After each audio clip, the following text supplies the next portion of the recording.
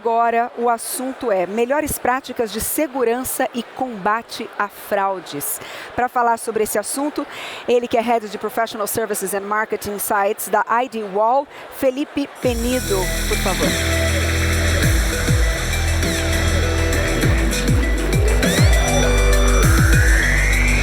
Tudo bem? Tudo bem? Boa tarde a todos. Meu nome é Felipe, eu sou um dos sócios da ID Wall, uma empresa de combate à fraude, e prevenção à lavagem de dinheiro, com várias soluções de identidade digital. E hoje eu quero falar com você sobre as melhores práticas que existem hoje no mercado, sobre prevenção à fraude e sobre como a gente pode combater esse novo cenário que o mercado está vivendo. Quando a gente trabalha com inteligência e exatamente serviços relacionados às informações, acho que nada melhor do que começar com um contexto sobre como que realmente o mercado que a gente está vivendo está. Então hoje a gente está vivendo uma realidade de mercado que a gente nunca viu antes. Para começar pelo fator de que a gente está tendo mais contas abertas em um ano do que a gente teve em todos os anos subsequentes, desde que a abertura de conta digital ela pôde de fato existir. A gente nunca viveu uma escalada de número de contas abertas todos os anos de maneira tão intensa. E isso se prossegue. A gente também está vivendo uma realidade de mercado que a gente está vendo mais pessoas e cada vez mais pessoas abrindo contas digitais diferentes. Primeiro porque hoje as contas são de muito fácil acesso de abertura. Então uma única pessoa pode abrir 4, 5, 6, 12 contas dentro de uma instituição, porque isso é fácil. Ela pode fazer isso sem sair de casa e dependendo não gasta nem uma hora para abrir todas essas contas. Outra realidade que a gente está vivendo está muito relacionada à pandemia. A transformação digital que efetivamente a pandemia nos trouxe mudou a maneira com que a gente via a nossa relação financeira, como que a gente via, como que o mercado efetivamente tinha interesse e o que ele buscava como pessoas em relação às instituições financeiras. O impacto disso é o que vocês estão vendo aqui no gráfico. Então, basicamente, hoje a gente tem mais contas abertas por pessoas do que a gente teve na história da humanidade. Inclusive no Brasil é um dos países mais inovadores nesse quesito. A gente basicamente vive uma realidade dentro do mercado financeiro em que tantas pessoas têm tantas contas que é difícil da gente fidelizar o cliente. E por que eu estou falando isso? Eu estou falando isso porque basicamente a competição por uma experiência que seja valiosa tem sido cada vez mais intensa. E eu entendo muitas instituições financeiras no momento que elas buscam extremamente, buscam de todas as formas, no caso, melhorar essa experiência, traduzir essa experiência para conseguir fidelizar os clientes. Mas hoje a gente também vive um cenário de mercado que ele é muito complexo. O pós-pandemia foi muito duro com o brasileiro.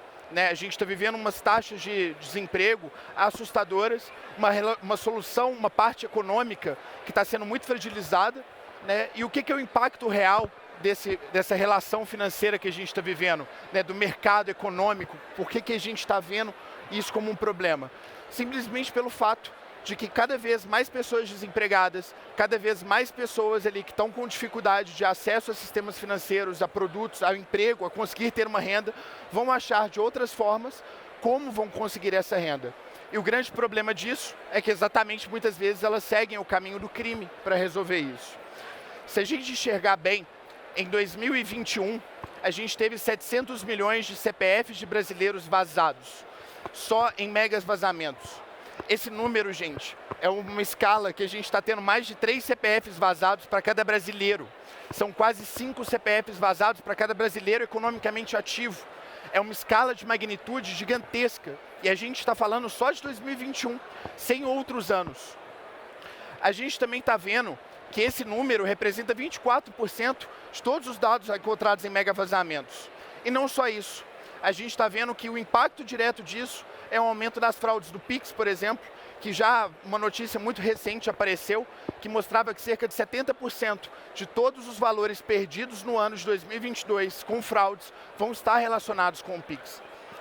É uma dimensão gigantesca, A gente está vendo realmente que a economia da fraude está fazendo a máquina girar. E aí, qual que é o grande problema disso? A gente também está vendo que o impacto financeiro foge do Pix. Ele também aumenta dentro das pessoas, criando contas laranjas dentro das instituições financeiras. A gente também está vendo no final do dia que boa parte dos entrevistados que a gente teve numa pesquisa primária realizada no final de 2021 mostraram ter ou seus dados vazados ou seus dados fraudados. E o impacto geral disso é que a gente está vivendo uma solução que não é nova, mas em uma dimensão que ela é extremamente nova para a nossa realidade. Né? Eu gosto muito dos dois filmes, né, VIPs e Prenda-me se for capaz, e eu acho que é legal a gente trazer o tanto que o problema de identidade, o problema de você conseguir autenticar que aquela pessoa é ela mesma de fato, autenticar que aquela pessoa ela está de fato fazendo o que ela deveria estar fazendo, ela é credenciada para isso, se transformou em um grande problema. E isso é uma realidade que a gente está vendo também como uma quebra de paradigma dentro da nossa sociedade.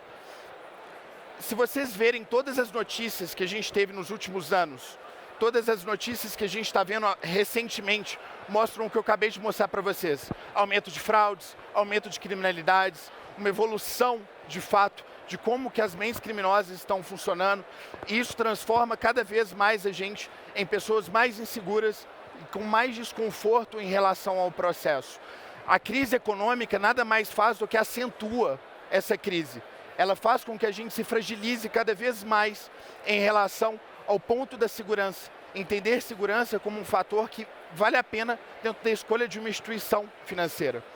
E aí, essa quebra de paradigma se dá porque hoje nem aqueles ambientes em que a gente se sentia seguro, a gente se sente mais seguro. O nosso carro hoje ele pode ser um alvo de um assalto. A nossa casa hoje pode ser um alvo de um assalto. E a gente não vive essa realidade desde o pós-guerra. Exatamente o pós-guerra da Segunda Guerra Mundial criou uma estabilidade econômica, financeira, de longevidade de vida, que hoje a gente não está tendo mais. E esse sofrimento faz com que as pessoas procuram a segurança em qualquer quesito dentro das instituições. Quando a gente pergunta para as pessoas o que é o fator mais importante para elas escolherem uma instituição financeira como uma instituição principal, a gente vê que exatamente segurança aparece no topo. E logo no topo, quase que disparado ele na frente dos outros. Quase 48% das pessoas avaliam segurança como o fator mais importante. E não é à toa, né? No momento de instabilidade econômica, no momento de insegurança tão grande, o que a gente mais procura nas nossas vidas é exatamente procurar um pouco de segurança em relação a um ponto. Né? Temos outros fatores como transparência e privacidade que vem logo atrás e fecha um bloco das coisas mais importantes que a gente como instituição tem que ter. Então, falando tudo isso, né, a gente está entendendo que o mercado como um todo, ele não basta mais de criar uma segurança que seja frágil e potencialize, na verdade, o impacto não só para a instituição, como que a própria pessoa. Vivendo uma realidade onde tem tantos dados vazados, vivendo uma realidade em que a gente vive, de fato, uma insegurança tão grande, é natural pensar que no final do dia a gente também vai se adaptar a um pouco de segurança. Em uma pesquisa muito internacional feita pela Luminal, a gente entendeu um conceito novo de mercado, que é as pessoas estarem dispostas efetivamente a passarem por fricções e atritos, uma vez que esses atritos e fricções se mostrem mais seguros, que façam com que aquela pessoa resgate esse sentimento de segurança que ele não está tão visível assim nas pessoas, que a gente não tem ele tão mais inerte dentro de nós. Então, exatamente, as pessoas estão nessa busca de procurar fricções e atritos que sejam interessantes. Eu vou dar um exemplo muito prático para vocês. Se alguém já tem um banco digital e foi fazer uma transação grande recentemente, assim, uns 2, 3 mil reais, a gente vai ver que provavelmente eles vão pedir alguma identificação a mais, uma validação via OTP, né? Então, um SMS, um e-mail, uma validação biométrica da face, ou algum outro fator de autenticidade que mostre efetivamente que aquela pessoa é ela mesma. E por que a gente se preocupa tanto com isso? Porque efetivamente você está transferindo 3 mil reais, né? Não é um troco de bala. A gente quer um pouco de segurança de saber que nosso dinheiro vai ser enviado por nós para as pessoas que a gente quer que seja enviado. E exatamente esse tipo de fricção que eu proponho aqui como as melhores práticas efetivamente para a gente começar a trabalhar dentro de um mercado, de um novo cenário em que a gente entenda o que é importante para o usuário, sem comprometer necessariamente a experiência dele, mas trazendo essa experiência para um outro lado, o lado da segurança, mostrando que a segurança é um fator, um pilar fundamental para esse usuário, quando ele olha a abertura de conta e a escolha daquela instituição como instituição principal. E como que a gente faz isso, gente? Isso aqui é a coisa mais velha do mundo, na minha opinião. A gente tem que identificar se a pessoa é ela mesma e a gente só consegue fazer isso através de 3 pilares. Sabendo o que a pessoa é, então algum aspecto biométrico, eu sou o Felipe, né? Eu tenho uma identidade X, eu tenho um rosto, eu tenho minha digital, que ela é basicamente única, eu tenho minha íris, que ela é basicamente única, eu tenho uma voz, que podem ter pessoas que sejam parecidas com o Felipe, mas não são iguais ao Felipe. Então existem fatores comportamentais imensos que conseguem trazer a gente para entender o que a pessoa é. Outro fator fundamental é entender o que a pessoa sabe. Né? Então, extrair as informações que ela diz saber sobre ela mesma. Se alguém não é um Felipe, ele não vai saber necessariamente qual foi o nome do primeiro chefe do Felipe. Talvez nem o Felipe saiba. A gente também tem que tomar cuidado com isso. Né? E aí o ponto todo é da gente exatamente ir correndo atrás de saber que informações que são vitais para a gente entender daquele usuário, que consigam comprovar que ele sabe o que ele deveria saber. E o outro fator é o que a pessoa tem, uma posse. Um item único que aquela pessoa tem, que consiga comprovar a identificação. Todo mundo tem um desses provavelmente no bolso. A gente usa ele para entrar dentro de um ônibus, entrar dentro de um avião, para entrar dentro da Febraban, né? O crachá está para lá. Então a gente tem vários aspectos que consigam comprovar nossa identidade através da nossa posse. E só esse triângulo vai conseguir efetivamente garantir que vocês consigam conhecer aquele usuário. E como a fraude de identidade é a fraude primária, é uma fraude que ela quase que é o embrião de todas as outras fraudes, é muito natural que essa tenha que ser um dos processos mais cuidadosos e cautelosos que a gente tenha que ter. Porque os outros fatores, eles conseguem ser monitorados através de dados, através de estruturas, mas essa parte de identidade, ela é complexa. Ela é complexa exatamente porque ela necessita de diversos fatores para acontecerem em conjunto. Né? E aí, por que tem que ser os três? Porque dentro das nossas apurações, mais das metades das fraudes foram feitas através de fraudes documentais. Então, quase todas as metades das fraudes que a gente poderia evitar, a gente encontrou um processo dentro do documento que, se a gente tivesse identificado, né, se a instituição tivesse identificado, ela conseguiria efetivamente prevenir aquela fraude. Outro ponto importante é que 95% de todas as fraudes documentais são alteração dentro do RG e do rosto da pessoa. E o que isso mostra pra gente? Que sem a foto da pessoa, a gente não vai conseguir saber se aquela pessoa que está portando o documento é realmente a pessoa que está realizando aquele processo. É a pessoa que está tentando ser autenticada. Então, é impossível, basicamente, a gente conseguir trazer uma segurança de identidade, conseguir trazer um momento ali de saber quem que aquela pessoa é, sem, primeiramente, a gente conseguir puxar esses 3 pontos. Né? E aí, o que é esses pontos? Eu falei um pouquinho antes, mas a gente tem que trabalhar exatamente em pontos que consigam validar e comparar se a pessoa é ela mesma através de aspectos biométricos, sejam, que nem eu disse, o fingerprint, né, a digital, sejam fatores comportamentais, sejam fatores biométricos como rosto, ou íris, ou voz, mas que a gente consiga chegar e identificar que o Felipe é o Felipe, e o Felipe não é necessariamente uma pessoa tentando se passar pelo Felipe. Né?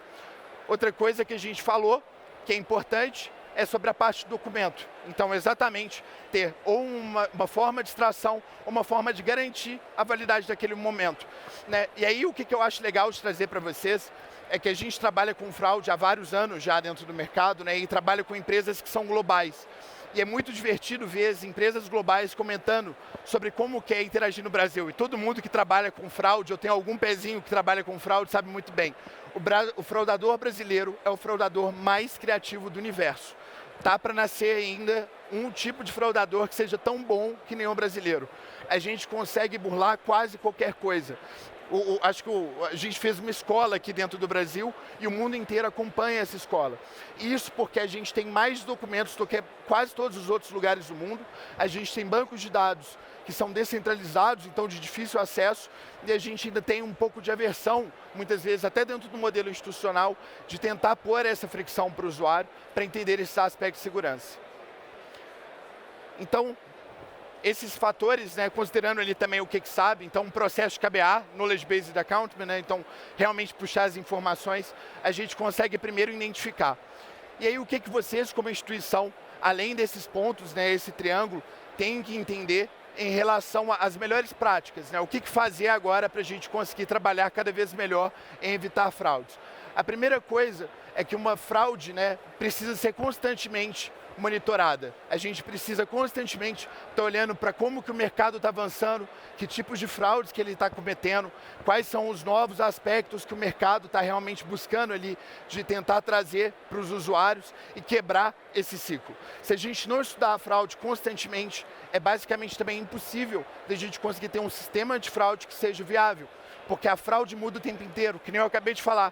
A gente é muito bom em empreendimento dentro do Brasil, tanto para o bem quanto para o mal. Então os fraudadores, eles também estão muitas vezes um passo, 2 passos à frente da gente. E se a gente não estudar, a gente não vai ter competência de evitar essas fraudes. Outra coisa que a gente sugere é ter uma equipe multifuncional. Que nem eu falei, não dá para fazer mais hoje um processo que só tem uma experiência muito boa. Também entendemos que um processo que tenha fricção demais vai fazer que o usuário saia do processo. Então existe uma equalização, existe um ponto médio que a gente tem que encontrar. E esse ponto médio, ele só pode ser encontrado através de uma equipe multifuncional, diversa, que consiga olhar para diversos aspectos do que está acontecendo. Então tem que ter sim uma pessoa de experiência para puxar a orelha do time de segurança e falar, será que é necessário esse passo? E tem que ter o time de segurança para falar, isso é necessário. Às vezes a gente precisa passar e trazer essa fricção para o usuário, porque isso vai garantir a segurança não só para a instituição, mas para o usuário. Imagina se essa instituição, ao ser fraudada, o usuário é fraudado, por exemplo, por um processo muito simples, é fraudado porque perdeu o documento e alguém pôde fazer o cadastro do nome dele. Além do problema reputacional que a instituição vai ter, você ainda vai ter uma pessoa muito irritada dentro da ouvidoria ali reclamando sobre esses fatores, né? Fora outros prejuízos. Então a gente precisa dessa equipe multifuncional para conseguir garantir que todos os pesos e contrapesos eles estejam de fato adequados, né? Outra coisa que a gente tem que ter é exatamente aumentar o alinhamento entre áreas. Né? Então, exatamente essas áreas de experiência, essas áreas de cadastro, essas áreas também que vão tomar conta daquele usuário após ela entrada, entender efetivamente se aquele usuário ele está dentro das condições necessárias que vocês deixaram ele entrar. Então, muitas vezes alguém pode utilizar a conta de um terceiro, né, fazer um rápido de conta para exatamente garantir que ele consiga esvaziar a conta daquele usuário e exatamente tendo conexão, alinhamento entre áreas, a gente consegue efetivamente combater outros tipos de fraude e não só a fraude de identidade. Outro aspecto que a gente também vai olhar é acompanhar o histórico constantemente e checar seus clientes constantemente. A fraude está sempre evoluindo e nossos clientes também estão sempre mudando. Se a gente não consegue atualizar os cadastros e entender se aquele usuário ele realmente está de acordo com as necessidades do que a gente gostaria que ele tivesse na entrada, efetivamente a gente não vai conseguir, né, fazer com que essa instituição, essa máquina rode. Né? E aí, por mais que a gente evite a fraude no início, pode ser que ela venha a acontecer depois. Muitas coisas mudam no meio do caminho. E aí, por último, né, mas não muito menos importante, é ter um acompanhamento claro de métricas. Hoje a gente vive numa época que a gente tem dados demais e é um grande desafio a gente constantemente estar olhando métricas, eu sei. Mas o grande desafio aqui não é só acompanhar as métricas, mas selecionar quais são as métricas que realmente trazem valor para dentro da instituição. Muitas métricas que a gente vai utilizar podem trazer para a gente o que a gente chama muito comumente no mercado de fake data. Então é uma informação válida, ela foi extraída de maneira verdadeira, ela não está mentindo, mas a informação não te leva para o lugar certo. E vocês decidirem quais são essas métricas, quais são esses indicadores internamente, é muito importante. Então, quantas pessoas estão passando dentro do fluxo, quantas pessoas estão sendo reprovadas dentro do fluxo, todos esses fatores são essenciais para a gente conseguir garantir que a gente está tendo um foco nos lugares corretos dentro do processo. E o que isso no final do dia traz? Né? Por que a gente está falando tanto sobre prevenção à fraude, combate à fraude? Porque a gente vive hoje, dentro do Brasil, um dos piores cenários em relação à confiança interpessoal. Eu gosto muito de brincar que se a gente sair agora no evento e se encontrar ali na porta e eu, por acaso, pedir o celular de vocês, eu acho que a primeira reação é todo mundo esconder o celular. A gente, como eu falei, tem medo. A gente tem uma insegurança constante dentro de várias realidades que são provocadas, não só pela mídia, não só por fatores exógenos, mas pela realidade efetiva que a gente está vivendo. E essa desconfiança, ela gira um problema econômico gigantesco para dentro do Brasil. Um problema de magnitude difícil até de mensurar, assim. Felizmente a gente tem uma consultoria muito grande que fez esse trabalho para a gente. Mas basicamente a gente tem que começar a entender que se a gente como instituições criarmos maneiras sustentáveis e efetivas de combater a fraude e melhorar a relação de confiança entre as pessoas e as nossas instituições, a gente não só vai conseguir garantir um crescimento sustentável, mas a gente vai aumentar globalmente e economicamente dentro do Brasil as taxas de confiança. E o impacto final disso, de acordo com a McKinsey, né? Então felizmente não sou eu que estou falando isso, é a McKinsey, é de um aumento de 13% no PIB do Brasil até 2030. Pelos cálculos que a gente tem, esse valor passa de 1,7 trilhões de reais, perdão. E economicamente eu acho que todo mundo queria 13% a mais ali de algum valor dentro das nossas contas, né? Então eu realmente vejo os impactos positivos que a gente pode estar trazendo com isso, e eu espero também que vocês consigam ver um pouco desses impactos e como que realmente trabalhar com equipes multifuncionais, garantindo que a gente está trabalhando nos 3 pilares, conseguem efetivamente garantir não só a autenticidade daquela instituição, mas promover um mercado em que a gente consiga ser mais sustentável, crescer economicamente como instituição, como pessoas e como Brasil, né? E aí, para vocês saberem essas informações e muito mais, a gente convida vocês para baixarem, né? Então o QR Code está ativo, o comparativo de bancos digitais, ele é um relatório que a gente faz como a Edgewall anualmente, que mostra todas as telas das principais instituições financeiras do país e também compara quais que foram os principais indicadores encontrados dentro dessas instituições e exatamente dicas e mais momentos falando sobre exatamente esses desafios de mercado e tendências que a gente está vivendo nesse exato momento. Eu vou deixar aí, eu estou vendo um pessoal tentando tirar foto ainda.